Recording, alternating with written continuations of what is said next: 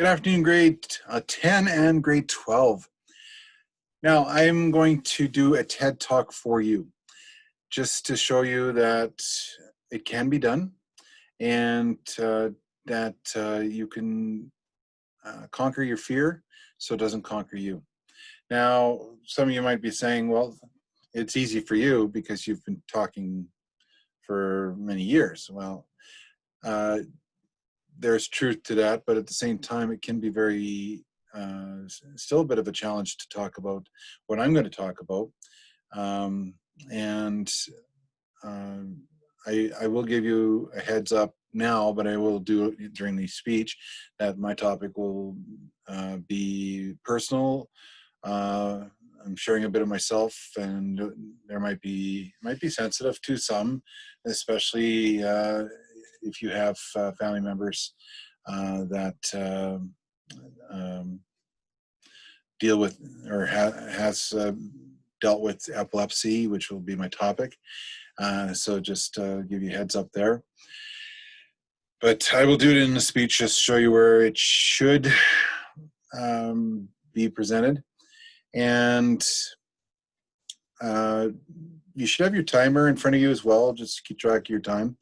And you can maybe have somebody in your audience to help you at that time as well, so you're not glancing down with your head. If you do have your own time that you're checking, you just use your peripheral vision. And it would be good to make reference to sources for validation purposes as well, just to give your presentation a little more credibility. And I would also appreciate some feedback on my TED Talk if you can. I would like it to see what you think about it. What are some comments of what went well, and what could have done, what I could have done better. Some observations you made, whether in regards to voice elevation, eye contact, content, body language, those kind of things. And if you want to give me a mark out of 30 as well, please do. I'd be intrigued to see what you think here. So I'm counting down here, and I'm going to set my timer for 10 minutes, and just to be sure that I'm not going over. And I hope you enjoy my TED Talk. So here we go.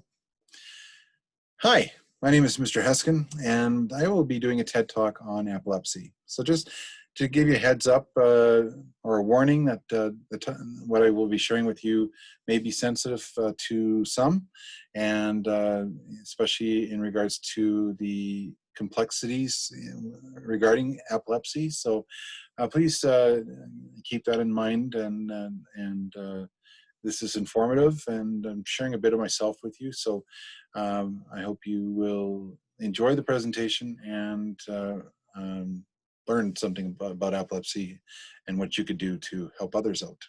So epilepsy is an explosion of neurons in the brain. That's the medical term. And my definition is I have a party going on in my head and I'm not invited. So it took me a while for me to even joke about epilepsy. I couldn't even talk about it from age 9 when I first had my seizure to age 25. So that's a big chunk of my life that I could not talk about it. And we would not share with others that I had epilepsy because there was a stigma attached to it. And there still is to a certain degree.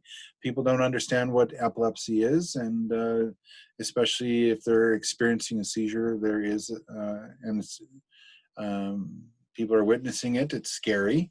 It's a very violent thing to see. But at the same time, it can be demoralizing, and especially if a person is having an absence seizure, which I've had. Those are seizures where you kind of hit the pause button. You just stop what you're doing, and time is still constant, and then you come out of the seizure and you continue on. And especially if it's in public, you're made fun of and you know, called names and things like that, and I've been through that.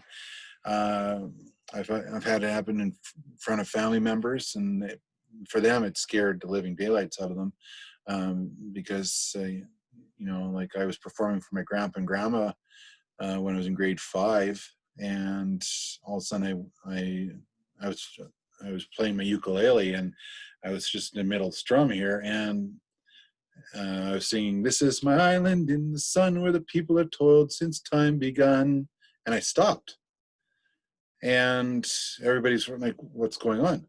And I was frozen. I was literally frozen, and they're calling out my name. I can't hear a thing. And then all of a sudden, I just continue on with the song, and then they stop me from playing, and they're going, "Whoa, Daryl, what happened to you?" And I said, "What are you talking about? You just stopped." And I said, "No, I didn't." And in my mind, uh, things were quite normal, but from what they saw, I had stopped. I had literally stopped. I also had an absence seizure riding on my bike, and I ended up stopped pedaling, and I fell off the bike, and bike was on top of me, and people were laughing and making fun of me, and actually nobody was helping me, which was also very frustrating to see, and sad to see. But I just kept, uh, you know, I got up, I was scraped up and bruised and stuff like that. And I do recall heading home crying because, you know, there was no support. I didn't have any support from my peers at the time. And uh, so the only people I had support from was my family. Now, I've had petite malls that are just small seizures. But the ones I do have the most would be grand malls, but they now call it tonic-clonics. I'm not sure why. To me, tonic-clonic sounds like a drink. I'll have 2 tonic-clonics, please. Hold the ice. Okay. I'm not sure why they call it that way. Those grand malls are the worst ones you can have. The blood vessels burst in your skin. It's you bite your tongue, you foam at the mouth. It's your arms are flaying around, and it's a very violent thing to see. I'm fortunate or blessed to have my seizures at night, and because if I didn't, I wouldn't be able to have played football or hockey. Well, I wouldn't be doing this today because I would probably be suffering from seizures during the day. So I'm very fortunate. I've had auras, which I had my seizure of 2011. I had one where I felt like I was drowning, and I was trying to scramble to the surface.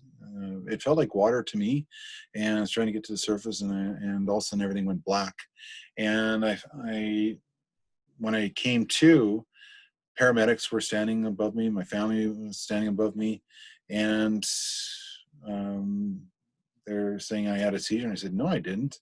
And I said, "Yes, you did." And I couldn't move. I was rolled up in my covers like a cocoon, and 6 feet away from my bed. I'd fallen off the bed. And so that really scared the family, and especially it scared me more when I couldn't even say my name. They asked me what my name was, and I said 39.